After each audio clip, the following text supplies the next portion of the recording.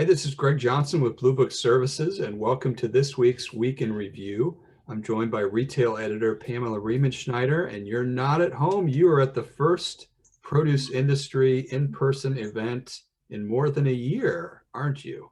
Woohoo! Yes, I am. I just got here to Grapevine, Texas, which is just north of Dallas Fort Worth for Viva Fresh. Tomorrow kicks off with a golf tournament, and they actually had to double the capacity of the golf tournament because there was so much interest. So we're at two courses tomorrow. And then Saturday is the expo, and they've really compressed the show down. The industry has really stepped up over the last year to make sure that to try to keep us connected in some other way that is not in person because we can't do the in-person events. And now that we have an in-person event, let's just get back to the networking and the spending time together, and we'll do webinars later, you know. So I'm here. It runs through the weekend, so it's been a year since I was anywhere but my house, basically. So it's exciting for me, and I'm sure it's exciting for a lot of other people in the industry. I saw a few people as I was coming in, but I'm really looking forward to catching up with others pretty soon, hopefully. We'll be sure to get a full review next week after it's happened. And I noticed, even though it looks like you're outside, you are not outside. No, actually, I'm in a greenhouse. This is a Gaylord, Texas, so that's why I got the mask on, because they do require, even though Texas is mask free, private property owners are allowed to ask for them, and all the grocery stores and everywhere still ask for people to wear them. So of course I got my fruit and veggie mask though. So Nice. what else would you expect from me? Well, you say you haven't been anywhere, but I know that you have been traveling around the state of Texas. And one of the places, I know you just went on a road trip and went through a pretty rural part, and that kind of connects to one of our biggest stories of the week. You saw a lot of Dollar General stores, and they just had a huge announcement this week about adding fresh produce to more stores. What details you had to fill us in on that? Well, so a couple of years ago, when Dollar General started talking about adding fresh produce, I know there was a lot of skepticism, from myself included, about their capacity and where exactly are they hitting a market niche.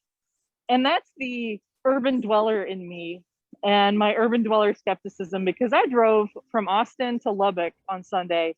And let me tell you, you can go 100 miles without seeing a grocery store. And I'm not even kidding. But you do see about six Dollar Generals between those 2 points. And if there's anyone out there who could fulfill this food desert need, people think of food deserts as, the food swamps that we see where there's a bunch of fast food and nothing else. But food deserts are often in rural areas and rural communities. So you can imagine someone being able to pop over to the Dollar General and grab, bread, eggs, milk, tomatoes, potatoes, onions, what they need for dinner to stock up, rather than having to drive 100 miles to go to United Supermarkets, which is a fabulous operator. I did stop by there in Lubbock, or HEB, another fabulous operator that I stopped by in Lubbock as well. There's few retailers in this country who could feasibly, profitably bring produce to a wide spot in a 2-lane road. If there's anyone who could do it, it's Dollar General. They're planning to self-distribute, and through this DG Fresh self-distribution program, they're going to transition over to self-distribution of fresh produce, and that will enable them to expand it to 10,000 of their 17,000 stores. So huge impact, and huge impact on rural communities. Yeah, that would make it look a lot different. And just access to fresh produce is so important because, as If we you know can't get with, it, you can't eat it. right, yeah, exactly. I mean, one of the things that I reported on this week was a follow up on a PBH State of the Plate report talking about how eating instances were down. And the theme of it was creating conscious consumption, which is just getting into more routines of consumers. And one of the examples they used is as far as meal parts of your day. Um, People only eat about 2% of their produce at the appetizer spot. And they used a study that showed, especially with children, if you eat fruits and vegetables as an appetizer, you eat more during the meal because you crave it and you want more. And obviously it means you're going to end up having more produce as a percent of your meal. And the idea of the increasing consumption is just getting into more routines, adding produce to more items, fruit to cereal, more vegetables in your salad, more fruits and vegetables on top of your burgers and sandwiches. So that's the idea. If you don't have access to them, you can't do it.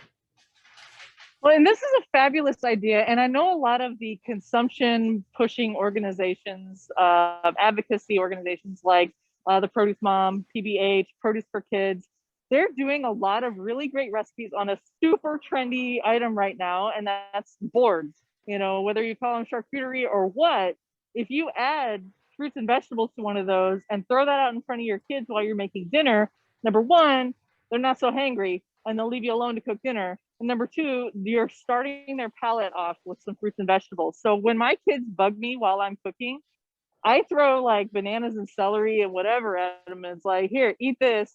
I don't care if they're not hungry when dinner is ready, if what they've eaten before dinner is fruits and vegetables. So that simple kind of message I really appreciate is that appetizer, and you can eat appetizers at home. People don't like to, they want to make sure that you're hungry for dinner, but you know what? If your appetizer is fruits and vegetables, I don't really care if that's all you ate. So I love that idea and that advice, and I'm looking forward to the consumption organizations to help push that message. Yeah, I guess that's a little cheat that parents figure out, because I did the exact same thing. I don't care if you spoil your meal with produce, because that's what I was hoping you were going to eat anyway. Right? All right. Well, stay tuned for more from Grapevine, Texas, from Viva Fresh. And that's it for the Produce Reporter Week in Review. Enjoy the golf tomorrow, Pamela. I know. I'm going to try weasel my way on like I do every year. I'm sure they'll let me. They will.